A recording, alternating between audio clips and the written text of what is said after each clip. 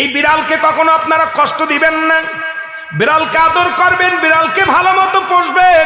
বিড়াল যদি কোনো জাতির জন্য দোয়া করে, কোনো গৃহস্থর জন্য দোয়া করে, ওই সংসারের মধ্যে উন্নতি শুরু হয়ে যায়। ওই সংসারের মধ্যে আর এক নাম্বার হলো, যে ঘরে বিড়াল থাকে সেই ঘরে জিন আসতে পারে না, জিন বাস করতে পারে না। আর একটা ঘোষণা শুনে নেন, নবীজি বলে গেছেন, যে ঘরের মধ্যে বিড়াল ছানা বাস করে ওই ঘরের মধ্যে জিন জাতি প্রবেশ করতে পারে না। তাহলে ছোট ছোট মাসুম বাচ্চাগুলো যে ঘরের মধ্যে থাকে, মুসলমান অনেক সময় জিনের আশ্রয় পড়ে যায়, অনেক সময় জিনে আসর করে, ওই ঘরের মধ্যে জিনে আসর করে। যে ঘরের মধ্যে বিড়ালকে আদর করে বিড়াল থাকে, ওই ঘরের মধ্যে বিলাই বিড়াল বিড়াল বিলাই বিলাই, এইটা যার ঘরের মধ্যে আছে এই ঘরের মধ্যে দুষ্ট জিনেরা আসতে পারে না। জোরে জোরে চিল্লায়া বলা যাবে না মারহাবা। একবার নবী সুলাইমান আলাইহিস সালাম শুনতে পাইলেন পাশের বাড়িতে একটা কুকুরকে কষ্ট দিয়ে বিষ